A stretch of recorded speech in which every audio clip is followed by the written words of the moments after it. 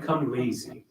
When it comes to Al Muhammad, right after the majlis, right here in the parking lots, I'm not saying this community necessarily, but around the world, this is the trend we have noticed. What is that trend? That there are teenagers who are seeing each other for a long time and they'll, in jubilation and in joyous manners, greet each other. At any other time of the year, this is fine. At any other time, maybe even if this was the funeral of someone who we don't care about, maybe it would be fine. Even then, it would not be the correct decorum. So then why do we take Ashura so lightly? Why do we take Imam Hussein, the family of Rasulullah sallallahu alaihi wasallam, so lightly? Muharram and Ashura is not confined to these four walls, or the walls of an Imam Barga, or a Zainabiyya center, or a Husayniyya, or a masjid, or any of these. Ashura, as Imam Rida alayhi salatu wasalam says, sallallahu ala Muhammad wa ali Muhammad. Brothers and sisters, this is a very weak non-Muharram salawat. Another one for the love of Zahra.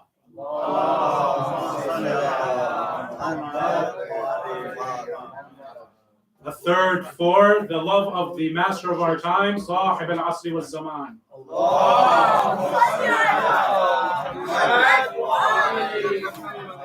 Muharram, as Imam Rida alayhi salatu wasalam says, is when my father, Imam al-Qadhim alayhi salam, would be seen from the 1st of Muharram until the 10th in a state of grief, completely enveloping his heart. The women of the household would never wear perfumes. The men would not do anything congratulatory. This is what Muharram is. It is a mindset. And without the proper background to that mindset, it is very difficult to enter Muharram with the right goals. Similarly, just like in Shahr Ramadan, we need Rajab and Shahr to prepare ourselves. Yes? And so there are many important days, many important a'mal that lead up to a proper spiritual connection with Allah subhanahu wa ta'ala. That month is the month where the Quran was revealed. شهر رمضان الذي أنزل فيه القرآن هدى للناس وبينات من الهدى والفرقان. That month is for Quran. This month, and indeed the month of Safar, is for the Ahlul Bayt. Salawatullah wa alayhi. Is it not appropriate that we need pre-Muharram prep?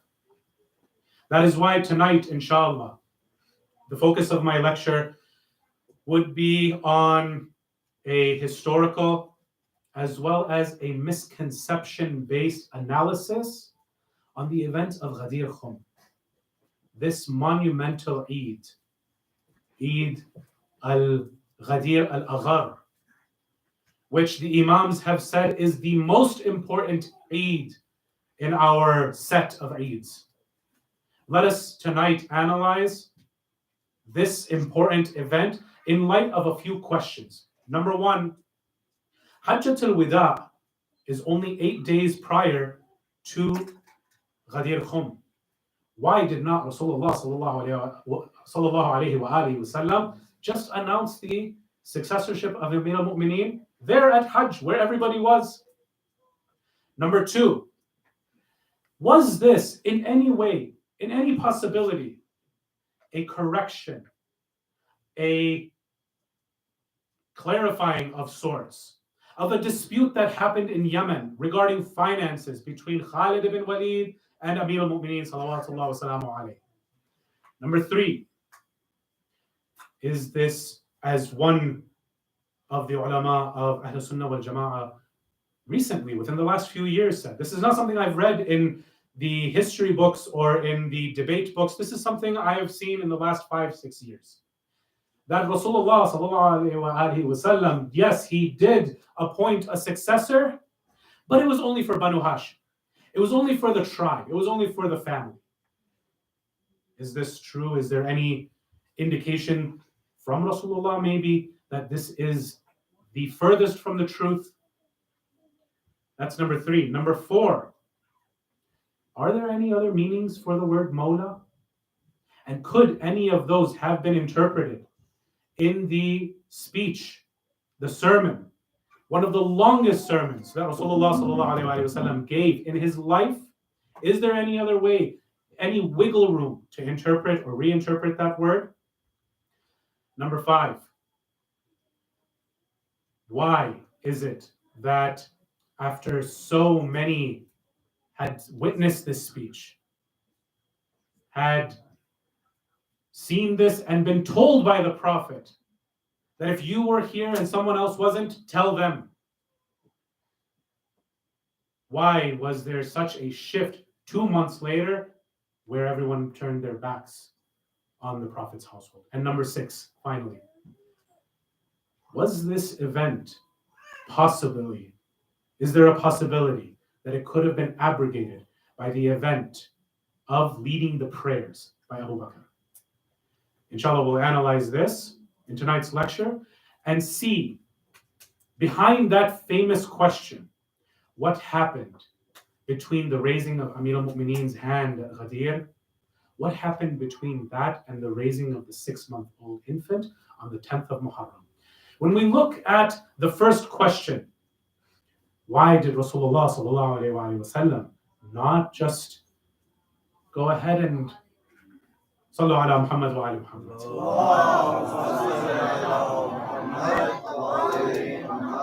It's always interesting when you come into a community to gauge, are they the type who, whenever a ma'soom is mentioned, do they do salawat? Or is there further emphasis that I have to put in and then they'll give a salawat? So alhamdulillah, I know I'm in the former. So inshallah, we'll keep that tempo going forward. That now I know whenever I mention, I should expect a salawat. Sallu ala Muhammad wa ala Muhammad.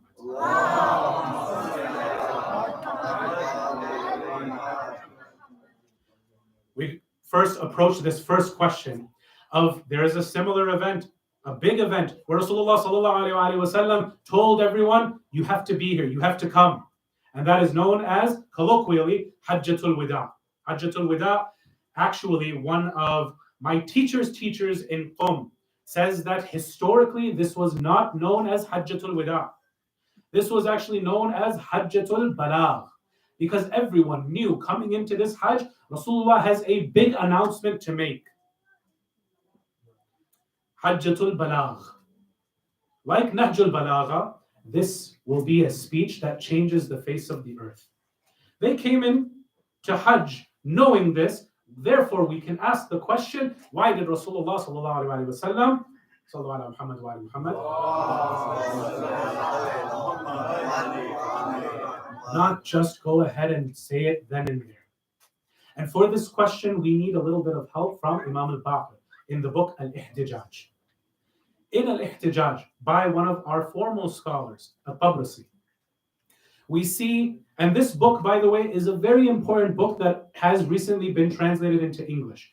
If you understand Arabic, get a copy in Arabic. If you can get a hold of the English copy, I believe the UK bookshop, I'll give the website for those of you who come and ask me later. You can find this book over there. It is a compendium of the debates of our imams amongst many different kinds of interlocutors.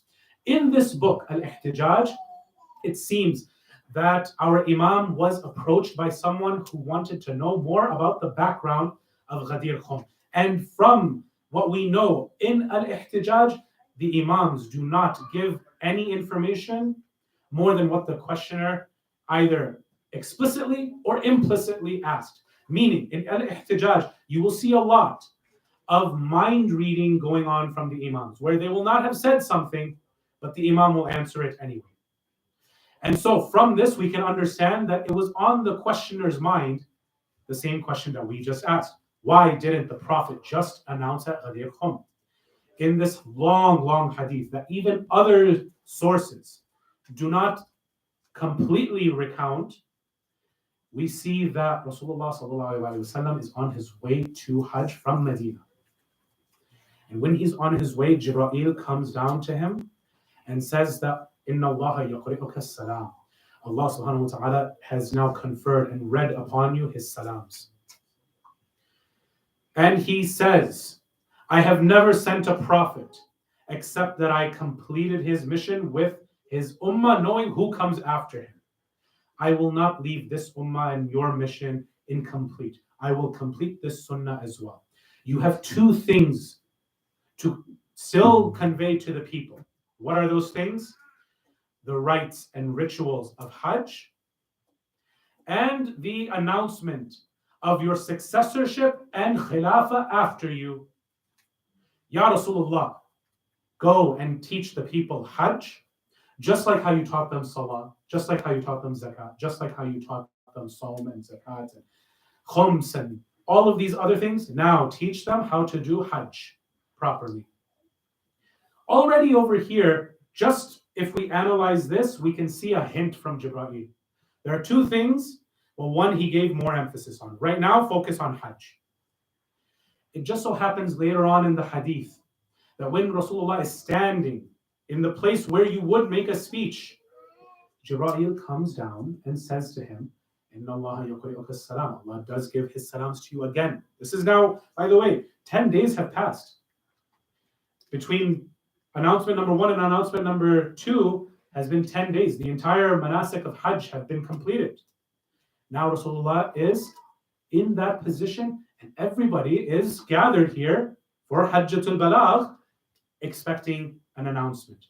And Rasulullah is coming up the minbar and about to announce. Jibreel even comes and says that Allah tells you, He is announcing to you personally everything of your knowledge, everything of your legacy from the prophets, your weapons, indeed even your wisdom, everything that you have, take that and give that to your successor, my ultimate proof on creation, Ali ibn Abi Talib, salawatullahi wa salamuhu alayhi.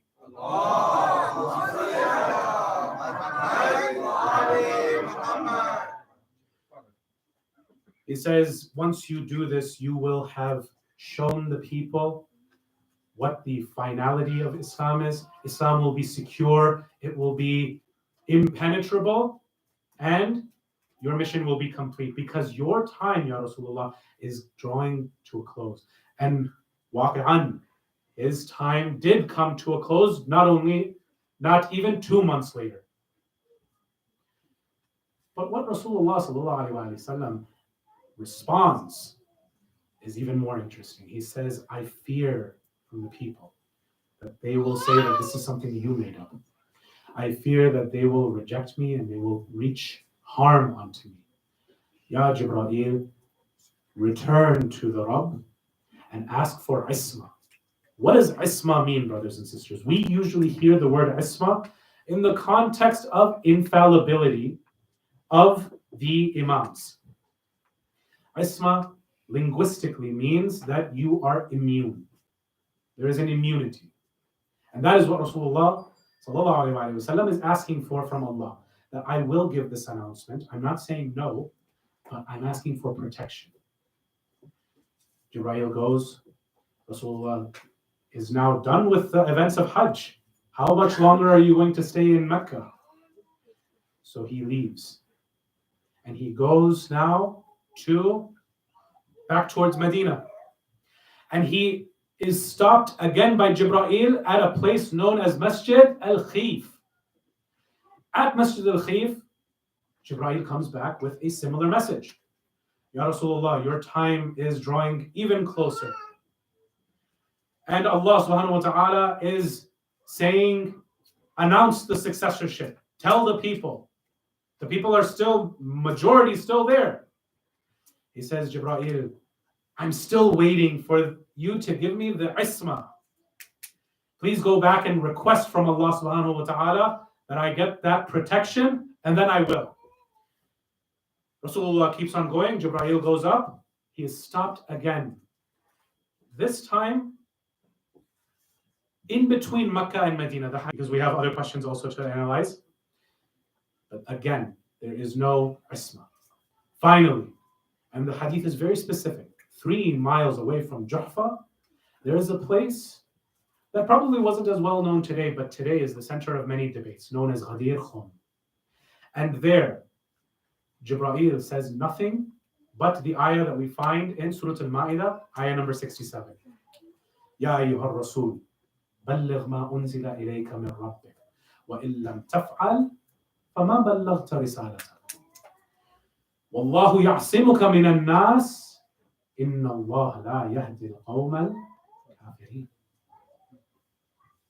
Which is very interesting. I thought 3 years ago when Mecca was conquered, there are no more kuffar in the vicinity of Mecca. Ya Allah, why are you saying now that there will be an attack from the kuffar? But don't worry, you will be protected. Something is going on over here. Something is not right. Something that Rasulullah knows, and that's why he needs to ask for protection. Because he knows behind the scenes, there are those who want, and inshallah we will look at this in further depth on my last night, inshallah, with this Jama'ah, which will be an analysis on the cover-up of the biggest conspiracy in Islamic history, known as Surah Al-Tahrim. That we will be analyzing towards the end of my lectures with your respected community. And we will look at the behind the scenes of what Surah Al-Tahrim is trying to bring to our attention. That just like Ghadeer Khum has been silenced, has been lost to history, and inshallah we hope to bring to light in these 13 nights. Rasulullah sallallahu alaihi wasallam, to make it very simple, brothers and sisters, was looking for protection, and that's why he did not announce at Hajj. Had he received the Isma, Wallahu ya'simuka min al-nas, this is the only line he is waiting for. Had he received that 8 days earlier, we would have gotten Ghadeer Khum happen at the Kaaba or at the point of Safa and Marwa, wherever it was, we would have seen it at Hajj. But what was the hikmah of Allah subhanahu wa ta'ala delaying it by 8 days? He could have done it right there at the outskirts of Mecca. He could have done it at Masjid al-Khif. He could have done it halfway between Mecca and Medina. But he chose Ghadeer Khum. 8 days now they've been traveling. And it's not like they're slowing down. And even at Ghadeer Khum, the hadith is very specific. Jibreel comes twice over there. He comes once, and then he comes back again 5 hours later to say, now start the khutbah. Brothers and sisters, there's a very interesting historical point that I'd like you to take into consideration. Our Imams say that Jibreel alayhi salam came down in the span of 23 years, 60,000 times. If you divide that up, divide 60,000 by 23, by 365. What is, I know we have some math experts here, apparently in Indianapolis. Who are the math experts who can help me analyze this question? Where 60,000 will be, how many times on average per day in the life of Rasulullah's message of his 23 years? I'll give you about 5 seconds because then we have to move on.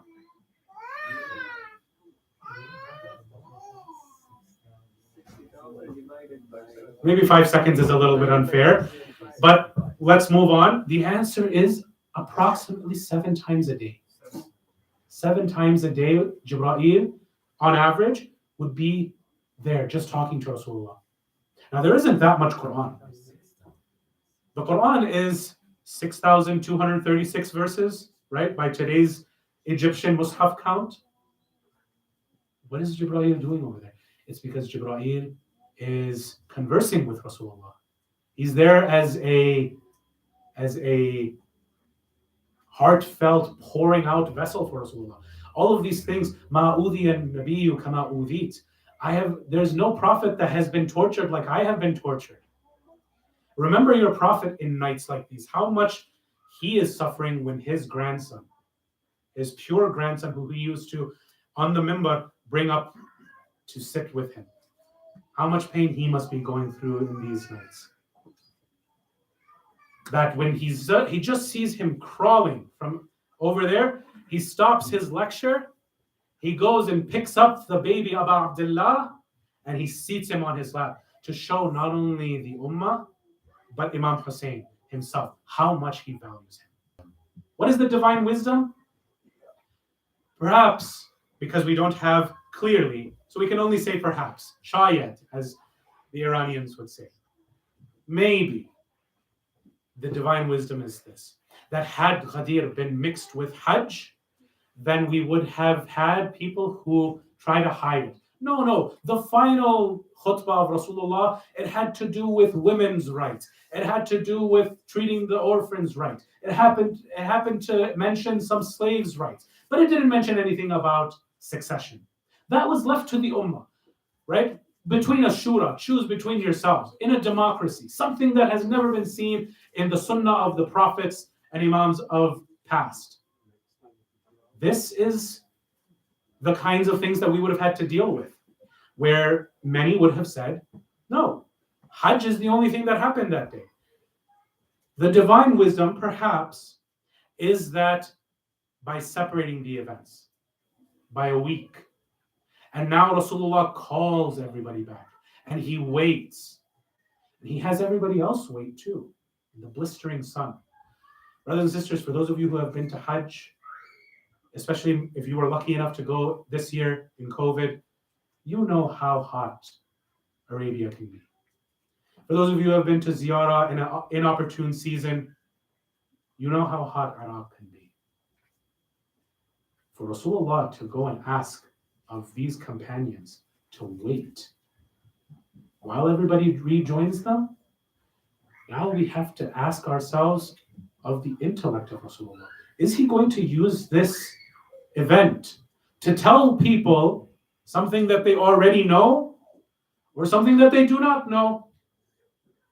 If you have been made to wait for my lecture for 3 hours, are you expecting me to tell you that the ocean is blue, the sky also happens to be blue, 2 + 2 = 4?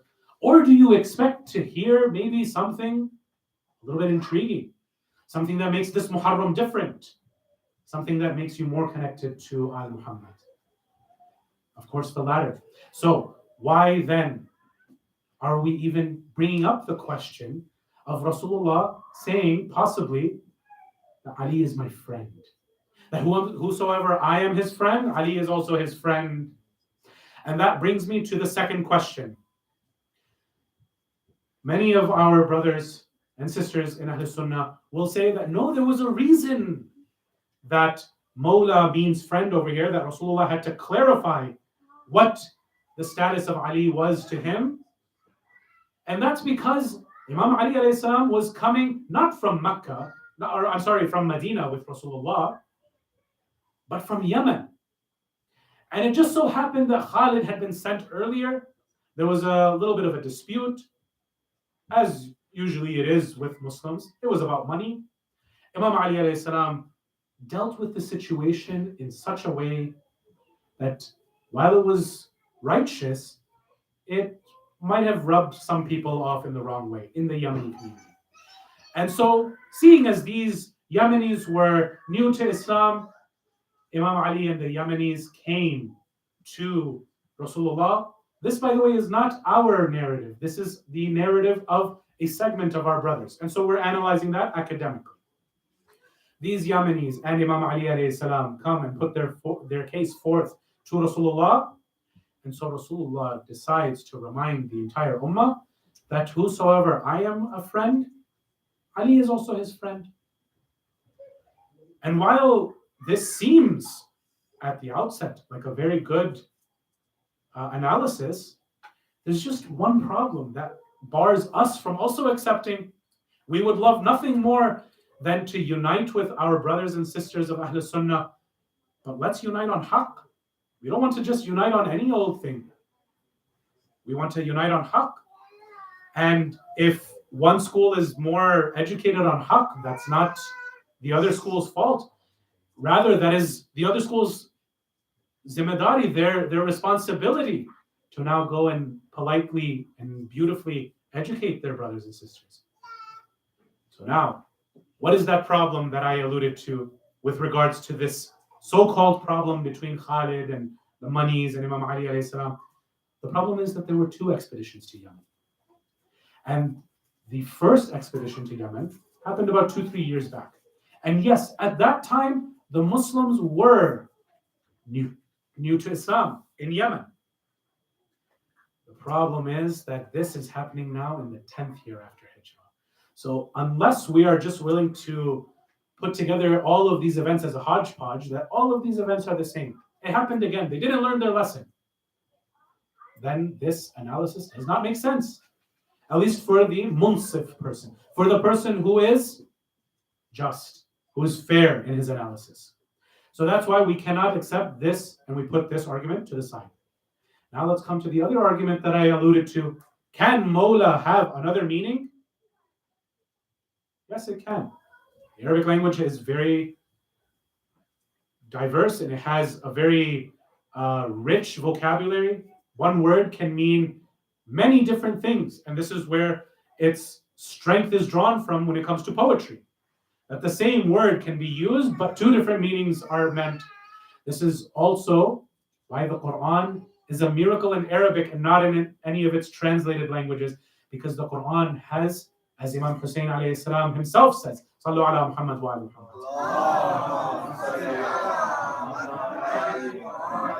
Brothers and sisters, this is the type of salawat for Imam Hussein. A louder salawat for Imam Hussein.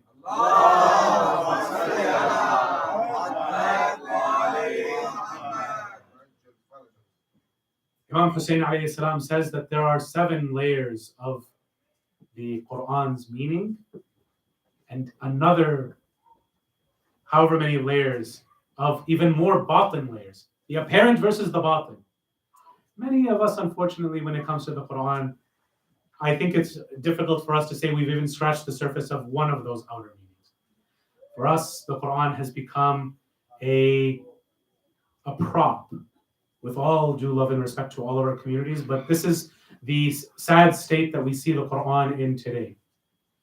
That it is a prop to be used at funerals, at marriages and nikahs, for gifting a newlywed couple, for gifting someone who is maybe interested in Islam. You read it and then maybe you come and tell me what it's about.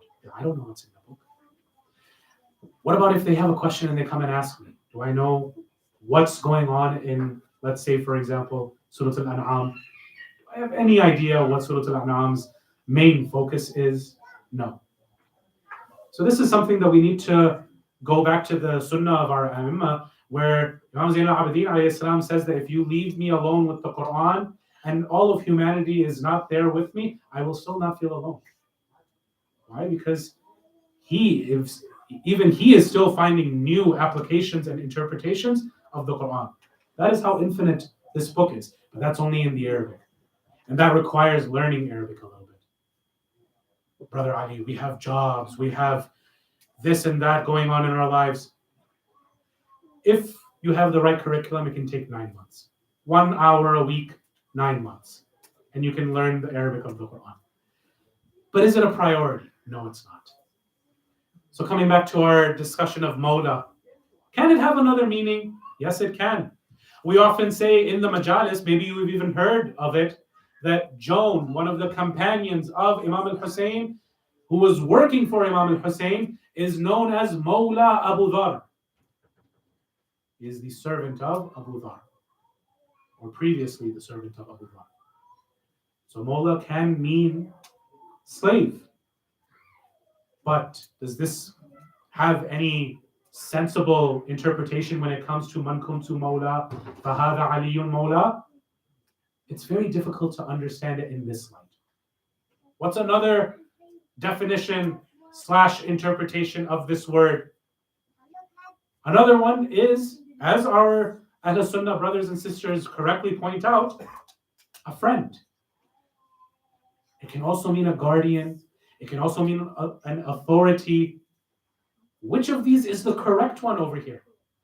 Does it even make sense? As some of the translations say, whosoever I am a guardian, Ali is a guardian. A guardian of what? Maybe you can make a stretched argument to say he is the guardian of the Iman. He's a guardian against the attacks of shaitan. Maybe.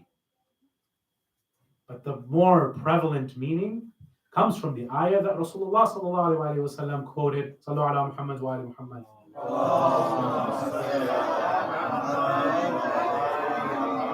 That ayah comes from Surah Al-Ahzab, the 6th ayah.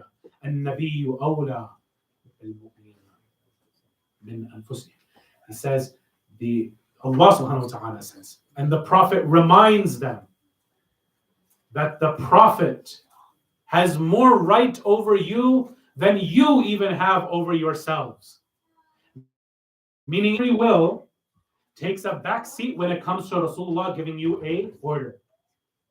If Rasulullah says, this person is my successor, then no matter how much you want to be his successor or you want someone else to be a successor, your cousin, your uncle, whoever can give you some nice government tax kickbacks, Rasulullah overrides. And Nabiyyu awla. And this same semantic root word, awla, is what we find in Mawla. Therefore, what is the proper interpretation and the only one that makes sense in the context of this event as well as in the speech? It is that whosoever I was an authority over, Ali is now the authority over. Allahumma wali man wala, wa'adi man aada, wansur man nasara, wakhdul man khadara. This makes sense. That, Ya Allah, now whoever befriends Ali and aids him, you also be his friend. Whoever betrays him, betray him. Whoever is his enemy, you become an enemy of. Now this makes sense, because if you have an authority figure and there's a rebellion, that's rebellion at a state level. So then we come to the question of, well, and actually I'll reverse the order that I introduced it at the beginning.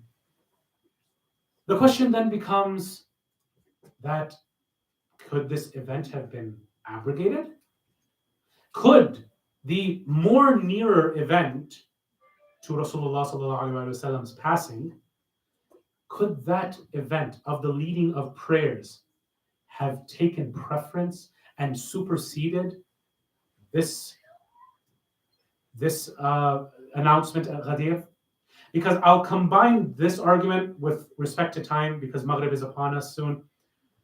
The argument that our modern interlocutors will bring to us is, yes, it does mean an authority. But authority how? Only for the family. Meaning only in the tribal sense. For Banu Hashim, Ali ibn Abi Talib is the master over. He is the new head of clan. Because once upon a time, before Rasulullah sallallahu alaihi wasallam, there was the leadership of Abu Talib. And before him of Abdul Muttalib. Well, now that Rasulullah is about to pass, they argue, it makes sense that you need a new family leader. The problem with that is Rasulullah sallallahu alaihi wasallam eradicated all of these asabiyya, family, tribal matters. Now you are one ummah. Your father is not Abu Lahab or Abu Jahl or Abu Sufyan or Harb or whoever. Your father is who? Millata abikum Ibrahim. We have just cleaned up the house he built for Allah. You are all his children. Huwa sammakum muslimina. And he is the one who has named you as Muslims. So then does it make sense that now Rasulullah himself would be the one to revive these old tribal and family matters? That yes, Banu Hashim still has some kind of priority, and Ali ibn Talib is the head of that family. If that's the case, why doesn't he just make it clear for all of the families? We'll be here all day, inshallah, at Ghadeer, that this person is the head of Banu Taym. This one is the head of Banu Khuza'ah. This one's the head of Allahu Akbar. This is what we're reducing Rasulullah to? That he's just announcing tribal leaders. He's undoing all of the work of his 23 years. This doesn't make sense.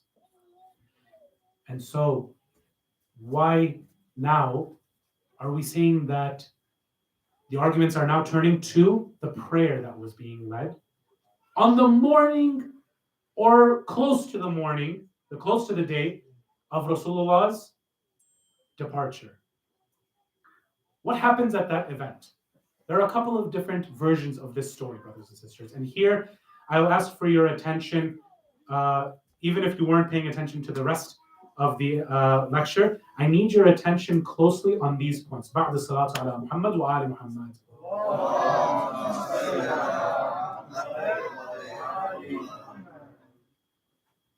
The intricacy comes over here, that there are many different versions of this event. And so which one are we supposed to take? One of these traditions says that the prayer was Fajr. One of them says it was Dhuhr. One of them says it was Maghrib. What do we do now? One of them says that Rasulullah requested Abu Bakr. And Umar came, and when he heard the voice of Umar, he said, no, not him.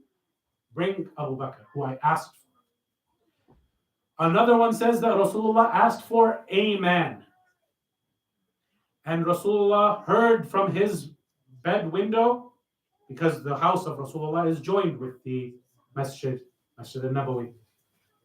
And he says something to the effect of, what a beautiful sight I am seeing. That this is exactly what I wanted to happen, meaning that Abu Bakr is leading the Muslims. In yet another version of the story, Rasulullah is helped by two men, so that he's not in his bedroom, he is now going to the front of the Jama'ah. And here again we have a multiplicity of what happens next. In one account, Rasulullah is saying to Abu Bakr, it's okay, you stay over here, I'll pray behind you. Is this something that we can accept? That Rasulullah prays behind someone else? Not exactly. I don't want to go and pick on each and every single one of these events, but one of these I have to stop and make a comment on. This is just not acceptable. The other one says something even more interesting and intriguing. That Rasulullah led Abu Bakr, and Abu Bakr led the rest. I don't know what type of sunnah Rasulullah left us, but apparently tonight when we pray Maghrib, I will lead one person and the other person will lead the rest of the Jama'ah. And we can say that this is from the sunnah of Rasulullah. Has this happened ever since in the history of the Muslims? No. Another says that Rasulullah pushed Abu Bakr away and he himself led the Salah. What we find Bain al-Jam' al-Qara'in, which in English means an analysis done by taking clues from multiple different sources in order to understand a central hypothesis. What we understand from that is that Rasulullah ﷺ did ask for someone else. But that someone else who is not named in our brothers and sisters' sources is named in our sources, and that is none other than Amir al-Mu'mineen Ali ibn Abi Talib sallallahu alayhi wa.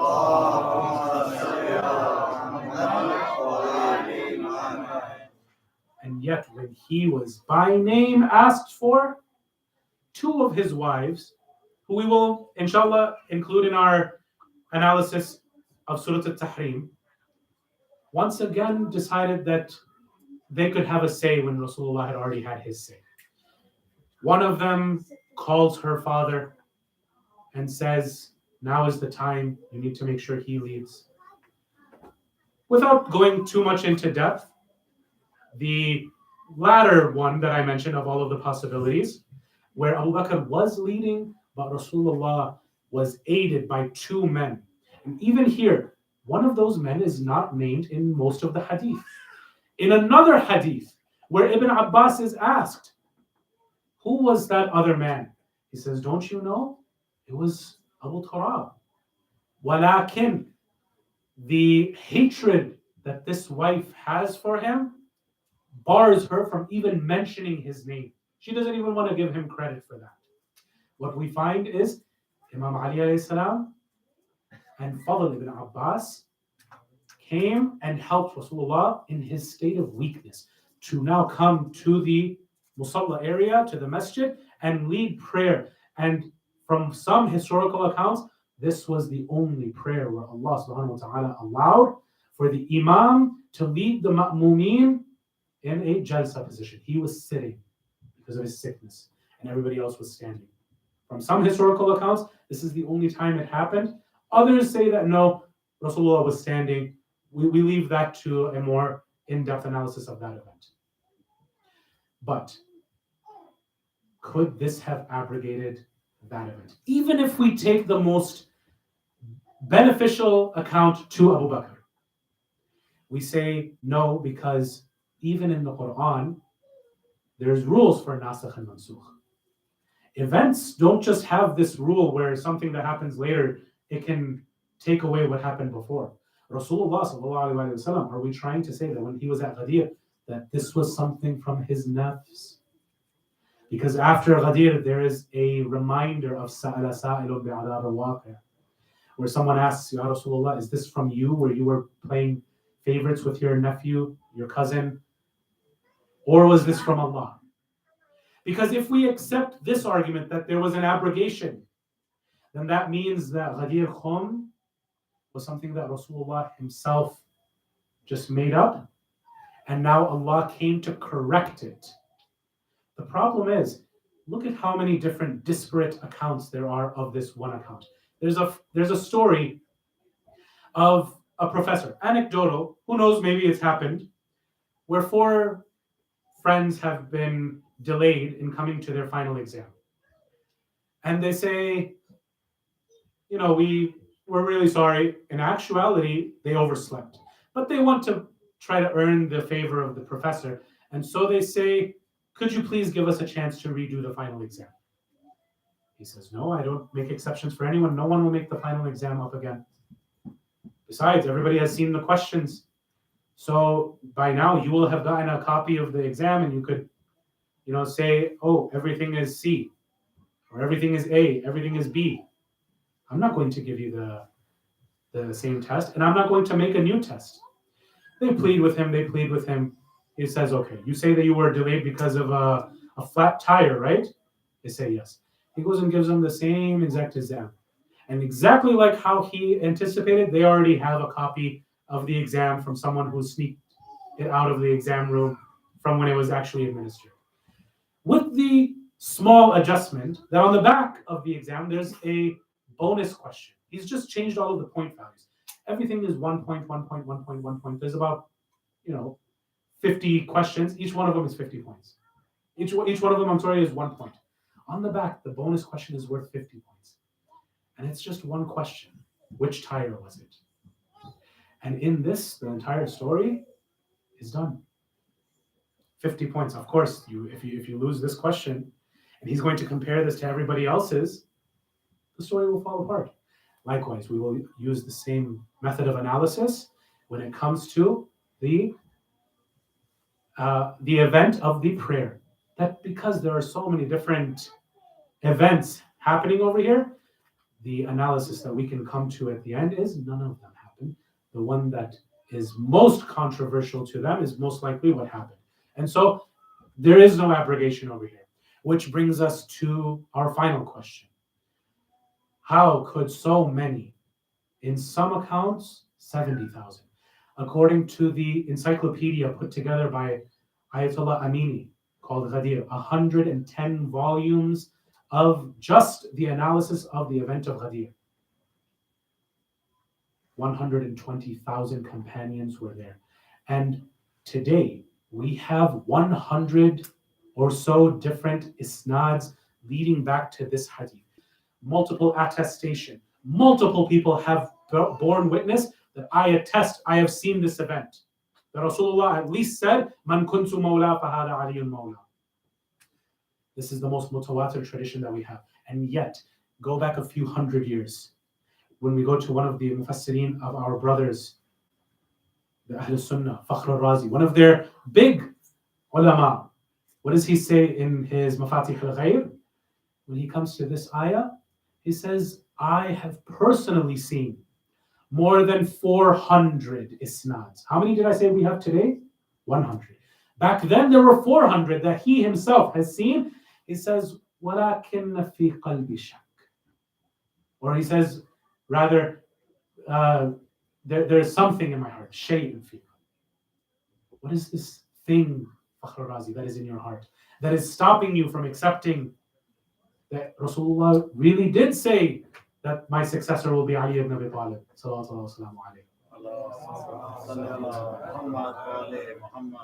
It is nothing other than that hatred that they had been developing from the days of Badr, from the days of Uhud. We read this in Dua Nutba as well, that because of Badr, because of Uhud, because of Khandaq, because of Hunayn, they had started to develop a hatred in their hearts towards Ali ibn Abi Talib.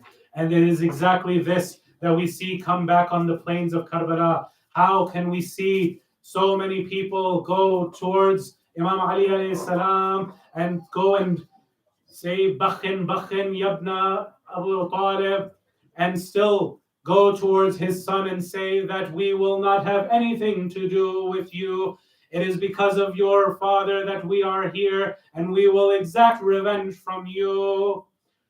Ya Aba Abdullah, our hearts are with you on a night like this, when you were forced to leave Medina, and you went after telling all of your family members. There was an event, brothers and sisters, where Yazid told his governor in Medina, now that I am the Khalifa, go and extract the bay'ah from Abu Abdullah. When he goes to him, he says, Yazid has now become the Khalifa. Inna lillah wa inna ilayhi raji'un. For Muawiyah, he has died. And now Yazid wants your bay'ah, along with a few others. Imam al-Hussein responds with a magnanimous line, truly. He says, Yazid is a corrupt ruler. He is a corrupt leader. Whereas I come from a family of generosity, of justice, of the religion of Allah. A man like me does not bow to a man like Yazid. And so we see that after Imam al-Hussein alayhi salam informed all of the women of his camp to start the preparations to leave Medina. This happened, by the way, 7 days after the new 6-month-old baby, who would one day be 6 months old and not live a day past 6 months old. He was born 7 days after he did the aqiqah, and now Imam al-Hussein has his final brave warrior to accompany him to Karbala. He informs the women to start their preparations. At this moment, Imam al-Hussein is tasked with saying goodbye to his family member in Medina, who he will never see again until his meeting with them in Barzakh and Qiyamah. Brothers and sisters, you know where I am going. Take your hearts now to that grave in Medina. Take your hearts to Rasulullah with Imam al-Hussein. In a lengthy tradition, Imam al-Hussein visits his grandfather for the last time, and he starts his al-wida, and he says, oh grandfather, you know that I do not want to leave, but I am being forced by these forces. Imam al-Hussein's foresight was exactly like his father, Amir al-Mu'mineen's foresight. Amir al-Mu'mineen, why did he move his capital to Kufa? Because he did not want the sanctity and the sacredness of Medina and the grave of Rasulullah to be put into question. Imam al-Hussein also does not want that sanctity to be questioned, and so he goes to a gharib land in Iraq, far away from all of his family, far away from anyone he knows. He has now received enough support from Kufa, and so he says, with the intention of Hajj ya Jaddah, I now bid my farewell to you. But Ya Rasulullah, is there any way that this can be avoided? Is there anything that can happen that can pacify this ummah, that will make them happy without the spilling of holy blood, without the spilling of the blood of Ibrahim and Muhammad and Ali and Fatima? At this moment, the tradition notes that Imam al-Hussein was overtaken by some drowsiness, and the entire night he sleeps over there In his dream, he is visited by Rasulullah sallallahu alayhi wa alihi wasallam. In this event, Rasulullah says, Ya Hussein, soon you will be joining us. Soon you will be quenched by the water of Hawd Kawthar. Soon you will be reunited with your father, Ali ibn Abi Talib. Soon you will be reunited with your mother, Zahra. How she misses you. How she wishes that she could have been there to see you grow up, to see your marriage, to see all of these things. Now, finally, you will be able to be reunited with her. Imam al-Hussein says, is tonight that night, Ya Rasulullah? Is tonight the night that Malik al-Maut will visit me? He says, no, Ya Hussein, there is something destined for you in a land that is unknown to our family, but Allah has made a sanctuary for our Shia. Go and revive our religion there on the plains of Karbala. Imam al-Hussein, upon hearing Karbala, wakes up from his stupor and he says, Inna lillah wa inna ilayhi raji'un. Ya Jaddah, what will happen to my family after me? It's as if we can hear from the annals of history, Rasulullah is saying that your women will not know any night of peace. They will be terrorized. Their tents after you are gone will be set on fire. Ya Rasulullah, what is happening to your daughters? The beginning of Muharram was always a very difficult time for Ahlul Bayt, brothers and sisters. We find in one questioning of Du'bal al-Khaza'i, one of the poets at the time of Imam Rida salawatullah wasalamu alayhi, that he was asked about a line that brought tears and brought a phrase to the mouth of Imam Rida. That Imam Rida shouted, Ya Jadda, Ya Hussein. What was that line, Ya Du'bal? He said that the daughters of Ibn Ziyad are protected in their castles in Kufa, while the daughters of Rasulullah are stranded in the desert as prisoners. Inna lillah wa inna ilayhi raji'un. وسيعلم الذين ظلموا أي منقلب ينقلبون والعاقبة للمتقين. Raise your hands in dua, brothers and sisters. These are the nights which our brothers and sisters have been waiting for us to be making hajat on their behalf. Let's recite 5 times all together the holy ayah. أعوذ بالله من الشيطان الرجيم. بسم الله الرحمن الرحيم. أمن يجيب المضطر إذا دعاه ويكشف السوء. Together, no one should be quiet. أمن يجيب المضطر إذا دعاه ويكشف السوء. Louder, louder. أمن يجيب المضطر إذا دعاه ويكشف السوء لشفاء المرضى. أمن يجيب المضطر إذا دعاه ويكشف السوء لتعجيل الفرج. أمن يجيب المضطر إذا دعاه ويكشف السوء. اللهم إنا نسألك باسمك العظيم الأعظم الأعز الأكرم 10 times. يا الله يا الله يا الله يا الله يا الله يا الله يا الله يا الله يا الله يا الله. اللهم بفاطمة وأبيها وبعلها وبنيها والسر المستودع فيها اكشف عنا السوء يا الله. اللهم اغفر ذنوبنا كفر عنا سيئاتنا الله. اللهم اقض حوائج المؤمنين والمؤمنات. شافي المرضى جميع المؤمنين والمؤمنات، على الخصوص من أوصانا بالدعاء منهم يا الله، على الخصوص من العلماء والشهداء، ولأرواح المؤمنين والمؤمنات. نقرأ سورة المباركة الفاتحة مع الصلوات.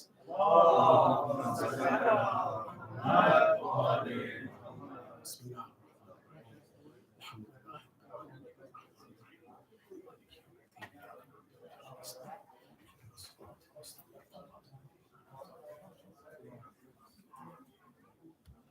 صلوا على محمد وعلى